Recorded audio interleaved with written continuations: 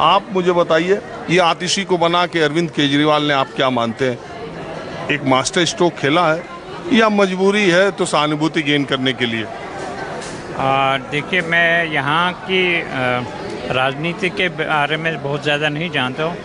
कश्मीर के बारे में कुछ पूछना चाहते हैं? एक बार मैं बहुत पहले आया था। कल इलेक्शन है कश्मीर में, इलेक्शन है पहले चरण का। आप मुझे बताइए कश्मीर में क्या दिखाई दे रहा है? देखिए, मैं कश्मीरी पंडित हूँ और 5 लाख कश्मीरी पंडित बाहर हैं, तो मेरे ख्याल से उनके लिए कोई इंटरेस्ट की बात नहीं है वहाँ कौन जीतेगा कौन हारेगा। हाँ, ये ज़रूर है कि दिक्कतें हो जाएंगी अगर फेवरेबल नहीं बनता गवर्नमेंट या नहीं बनता। अभी इन्होंने छोड़ दिया है इंजीनियर रशीद को, जो वहाँ की राजनीति में बहुत असर डाल सकता है। मतलब आप उसमें आपका जो कश्मीर का कन्फ्यूजन है पिछले कितने सालों से कि कोई किसी को ला नहीं पा रहे हैं, तो शायद गवर्नमेंट भी नहीं चाहती कोई स्टेबल गवर्नमेंट वहाँ पे रहे। इंजीनियर राशिद जब से छूटे हैं तब से, अभी मैंने उनका एक बयान देखा, वो कह रहे हैं कि महबूबा मतलब मुफ्ती खानदान और अब्दुल्ला खानदान को इस कदर की बात वो कह रहे हैं कि उनकी ग्रेव की जगह भी कश्मीर में नहीं मिलनी चाहिए। वो सिर्फ इन 2 खानदानों ने कश्मीर को बरगलाने का काम किया है।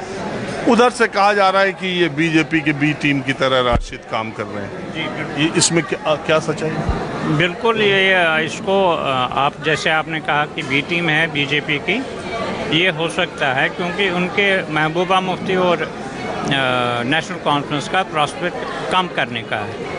और आज का एक बात बताइए, उन्होंने लोकसभा चुनाव में उमर अब्दुल्ला को ही हराया ना? वो एक वेव है। देखिए, इंजीनियर राशिद ने इंडिपेंडेंट कितनी ज़्यादा जनमत से उनको जीत मिली है बताइए, जेल में रहते हुए। देखिए, इस चीज़ को थोड़ा समझने की ये ज़रूरत है। एक पॉलिटिकल इशू होता है, एक इमोटिव इशू होता है। उनको इमोटिव इशू पे वो वहाँ जताया गया।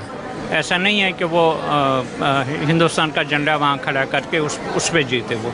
तो ये एक इमोटिव इशू, वो इमोटिव इशू पे उसने जीता। अभी उसको अगर छोड़ा है तो इमोटिव इशू पे ही वो कर रहे हैं, मतलब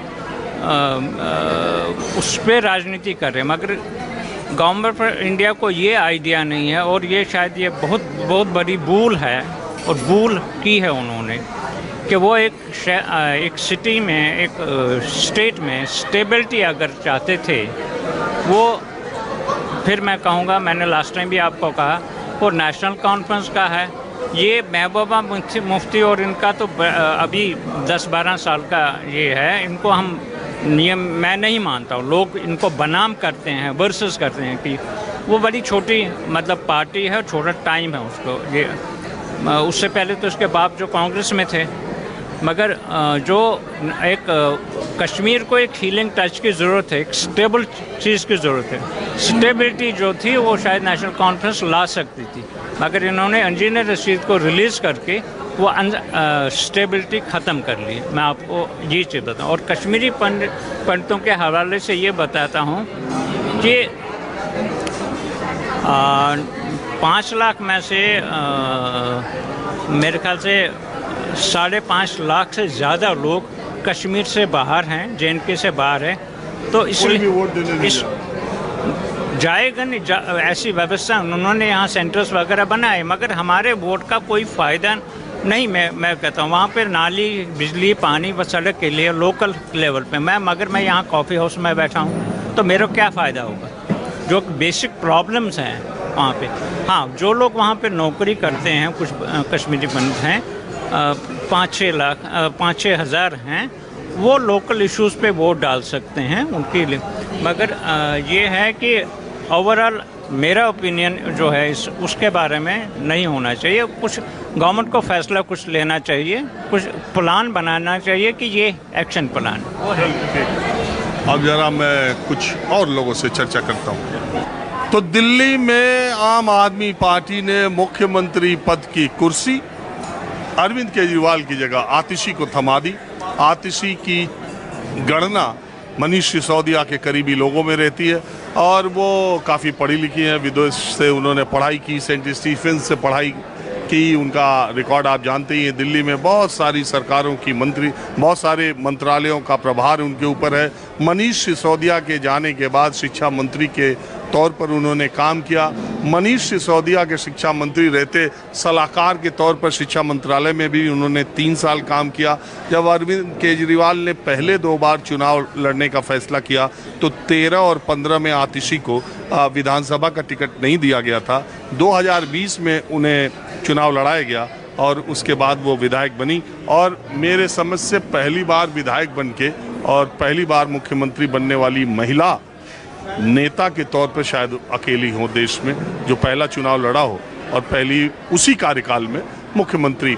लेकिन माना यह जा रहा है कि अरविंद केजरीवाल ने अपनी पार्टी में विश्वस्त लोगों में से एक आतिशी को चुना है, क्योंकि आपको पता है कि हिंदुस्तान की राजनीति में एक बार इस नीतीश कुमार ने अपना पद जीतन राम मांझी के लिए छोड़ा और 1 साल कुछ दिनों तक मुख्यमंत्री रहने के बाद जब उन्हें हटाने का फैसला किया तो जीतन राम मांझी का रुख क्या था और आज वो कहाँ हैं ये आपको पता ही है। अभी हालिया घटना है 2 महीने फरवरी के महीने में, मैं उस वक्त रांची में था भी, जब हेमंत सोरेन को ईडी के एक केस में इस्तीफा देना पड़ा और उन्होंने झारखंड मुक्ति मोर्चा के शुरुआती दिनों से शिबू सोरेन के साथ रहे चंपई सोरेन को, जो उनके परिवार के सबसे वफादार विधायक थे, उनको जब उन्होंने मंत्री बनाया और जब जेल से बाहर आने के बाद हेमंत सोरेन ने मुख्यमंत्री पद लेना चाहा तो चंपई सोरेन उनकी कॉल पर नहीं आए। ऐसा जेएमएम के लोग कहते हैं कि उनका जो प्रोटोकॉल में पहले से कार्यक्रम लगा हुआ था, चंपई सोरेन ने उन सारे कार्यक्रमों में शिरकत करने के बाद कोई फैसला लेने की बात कही थी और अंततः जब हेमंत सोरेन ने दबाव बनाया तब उन्होंने इस्तीफा दिया और इस्तीफा देने के साथ ही भारी मन से वो जेएमएम से विदा हो गए और उन्होंने कहा कि उनका अपमान हुआ है। यानी 2 बार ऐसा प्रयोग 2 मुख्यमंत्रियों ने किया तो दोनों बागी हो गए। हालांकि लालू प्रसाद यादव ने जब पद छोड़ा तो राबड़ी को ही दिया, जबकि उनकी पार्टी में उस वक्त बहुत उनके करीबी और बहुत सीनियर नेता भी थे, लेकिन उन्होंने किसी पर भरोसा नहीं किया। इसीलिए अरविंद केजरीवाल के जेल में रहने के दौरान उनकी पत्नी सुनीता केजरीवाल हरियाणा और दिल्ली के कई कार्यक्रमों में जब शिरकत करने लगी, कई बार उन्हीं की कुर्सी पर बैठकर जब उन्होंने दिल्ली के लोगों के नाम से संबोधन दिया तो कल से ये कयास लगाए जा रहे थे कि शायद अरविंद केजरीवाल अपनी पत्नी को भी मुख्यमंत्री बना सकते हैं। लेकिन जो अरविंद केजरीवाल को जानते हैं वो ये भी जानते हैं कि उनका ये फैसला क्यों और कैसे था। बहरहाल ये जो शीश महल है उसमें रहेंगी आतिशी की केजरीवाल ही रहेंगे, ये भी एक सवाल है। नहीं रहेंगी कह तो ये नहीं रहेंगी। मनीष सिसोदिया टाइम बहुत कम है। मनीष सिसोदिया का घर जो है उस पर तो बोर्ड आतिशी जी का ही लगा है, तो अगर मुख्यमंत्री का आवास टाइम नहीं है, बिल्कुल टाइम नहीं है। महीने 1.5-2 महीने की बात है, नवंबर दिसंबर में। नवंबर में कैसे चुनाव हो? कह रहे हो, खुद कह चुके हैं परसों, अभी कल परसों इन्होंने शायद सबसे पहले ये कहा कि महाराष्ट्र का चुनाव करा दिया जाए। इलीगली बोला है उन्होंने, पर लेकिन कोई पार्टी रूप में नहीं बोला था। आप भी जानते हैं चुनाव होने की क्या शर्तें हैं। सबसे पहले दिल्ली की कैबिनेट को बैठक बुलानी पड़ेगी, वो बात ठीक है। विधानसभा भंग करने, तो ये विधानसभा भंग करवाने के लिए आतिशी को सीएम बनाया। पहले कहने के बाद ये लेकिन भ्रम था लोगों को, भ्रम बनाना। देखो ईमानदार आप नहीं हो सकते इस तरह कि मैं एक राष्ट्र मतलब उसमें दोबारा देश के अंदर एक ईमानदारी छवि दोबारा स्थापित कर लूँ कि जैसे होता है।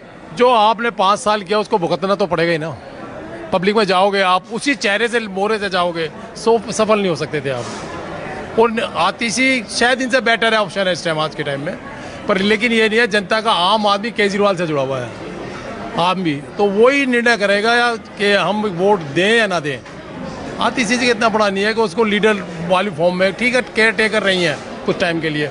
फिर कोई हमारा कास्ट बेस इलेक्शन है, आप कितना इग्नोर कर लो लेकिन कास्ट बेस है, कोई कास्ट ऐसी नहीं है। क्योंकि वैश्य व्यापारी वर्ग हमने देखा था, रातों रात आए पैसे देगा, हमारे पैसे पहुँचा दो जी, हमारे पैसे पहुँचा दो।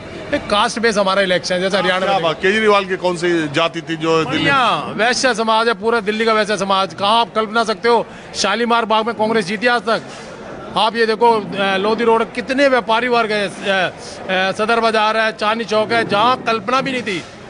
अरे व्यापारी तो ज्यादा बीजेपी की तरफ रहते हैं। तो बीजेपी टूटा ना, टूटा ना, देखो इसके टूट का है ना इसके पास, जो कांग्रेस नहीं तोड़ सकी कभी जिंदगी में, उस सीटों को जहाँ कांग्रेस कभी 20, 30, 40 हज़ार से हारती थी, शालीमार बाग, वहाँ पर इसने तोड़ा।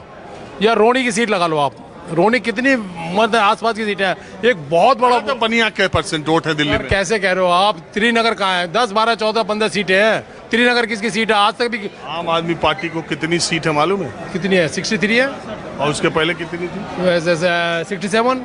तो ये नहीं, बेस होता है सर, किसी की नहीं जीत सर, को इतना नहीं मिनिमाइज है। मत कीजिए। नहीं सर, देखिए, ऐसा नहीं है, बाई कि- कास्ट होता है। हम राजनीति कर रहे हैं 40 साल से, बाई कास्ट होती है, बहुत होती है।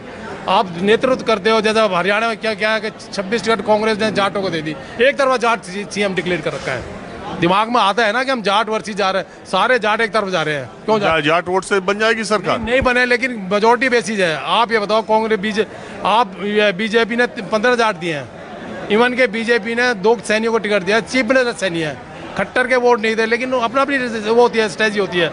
लेकिन कांग्रेस का बेस जाट वर्सीज है, देखा जाए तो ईमानदारी से, और उसका बेनिफिट मिलेगा, कम से 20-22 सीटें जीत के लाएंगे। हमें छोड़िए हरियाणा की, अभी तो मैं 1 महीने से ही हरियाणा में हूँ और वहाँ चर्चा कर रहा हूँ, फिर कल से वहीं रहूंगा। लेकिन मैं ये दिल्ली आज बड़ा डेवलपमेंट है ना कि एक राज्य का मुख्यमंत्री, वो अभी केजरीवाल पद छोड़ दे और दूसरे को बना दे, इससे उनकी पार्टी को कोई फायदा होने का है? ऐसा कुछ नहीं है, कैडर बेस्ड पार्टी नहीं है बिल्कुल। ये तो एक वो है, मतलब जैसे कांग्रेस के प्रति नाराजगी इन्होंने करी, जैसे होता है ना, वो एनजीओ टाइप की पार्टी है। बीजेपी के लिए असेंबली इलेक्शन में रास्ते खुल रहे हैं? बीजेपी के लिए भी ठीक रहेगा, पर लेकिन ऐसा कुछ नहीं है कि आतिशी एज ए लीडर कुछ कर सके।